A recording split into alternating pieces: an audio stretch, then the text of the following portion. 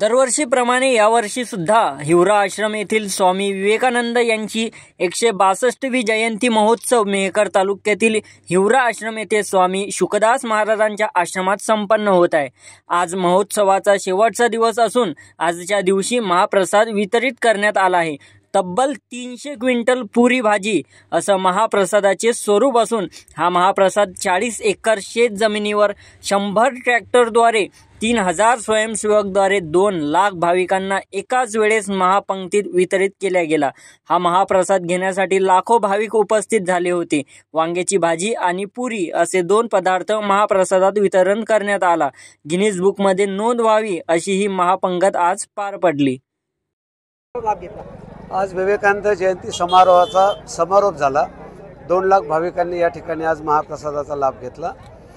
2 दिवसापासून या प्रसादाचं नियोजन सुरू होतं। 3000 स्वयंसेवकांनी परिश्रम केलेत। अत्यंत श्रद्धेनं भाविक या उत्सवात सहभागी होतात आणि दिवसेंदिवस या उत्सवाचं स्वरूप वाढतच चाललं आहे। राज्यभरातून असंख्य भाविक आज या ठिकाणी दाखल झाले होते। स्वामी विवेकानंदांनी केलेला मानव धर्माचा उपदेश आणि स्वामी शुकदास महाराजांनी रुजवलेला विवेकानंदांचा विचार आणि तत्वज्ञान अगदी शेतकऱ्याच्या बांधावर विद्यार्थ्याच्या प्रयोगशाळेत विवेकानंदांचे विचार घेऊन जाण्याचं काम परमपूजनीय महाराजांनी केलं। इथं बसलेला आलेला प्रत्येक भाविक हा त्या ईश्वराचा अंश आहे, म्हणून आज मी त्याची पूजा करणार, त्याला नैवेद्य दाखवणार, हा त्यांचा जो संदेश आहे त्याचं पालन या ठिकाणी केलं गेलं। भाविकांनी अत्यंत शिस्तीने आणि संयमाने दरवर्षीप्रमाणे या उत्सवाची परंपरा जोपासली आणि नुकतंच या ठिकाणी भाविकांचा महाप्रसाद संपन्न झाला। गिनीज बुकमध्ये नोंद व्हावी हे खरं आहे, भाविकांची इच्छा पण आहे आणि सगळ्या लोकांना हे मान्य आहे। आम्ही स्वतःहून प्रस्ताव देणे, त्यांना बोलवणे हे आमचं काम नाही आहे। मानवसेवेचं शुकदास महाराजांनी सुरू केलेल्या कामाला पुढे नेणं एवढं आमचं काम आहे।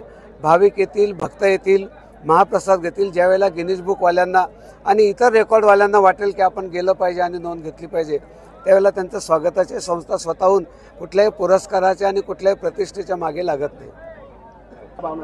माझ्या मतदारसंघामध्ये जो हिवराश्रम आहे, जो स्वामी शुकदास महाराजांनी सुरू केलेला आहे आणि विवेकानंदजी यांच्या तिथीनुसार जो काही जयंती उत्सव आहे त्या जयंतीच्या निमित्तानं ही खूप मोठी महापंगत देण्यात येते। या महापंक्तीला उपस्थित राहण्याची संधी आणि भाग्य मला आज लाभलेलं आहे।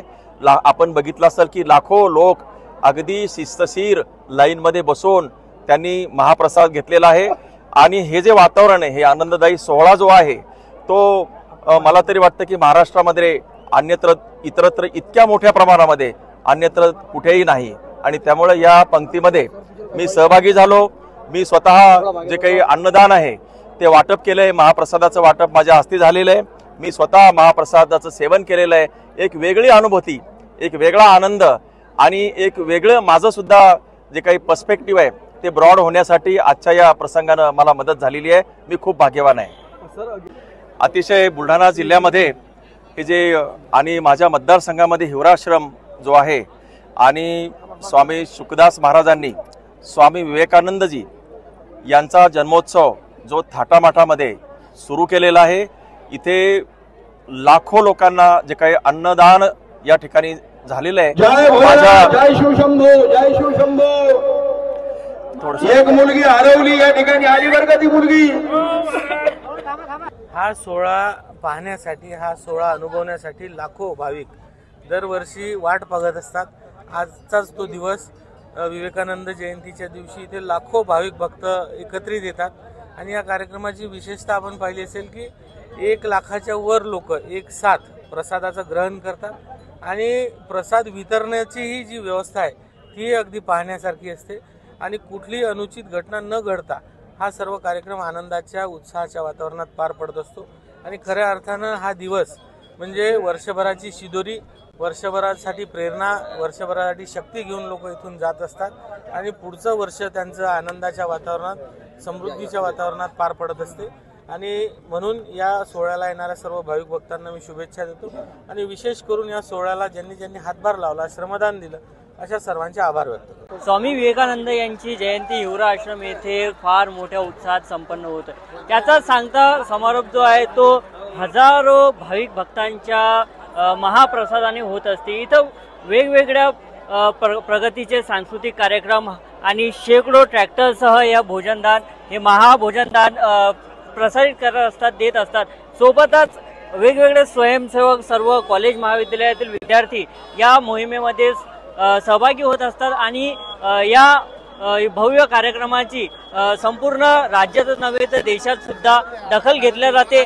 आणि आपण पाहू शकता की इथं हजारो जे भाविक आहे ते पूर्ण जिल्ह्यातून, राज्यातून येत असतात आणि या महाभोजनदानाचा लाभ घेत असतात। बंटी गवांदे, जनतोद्धार न्यूज, बुलढाणा।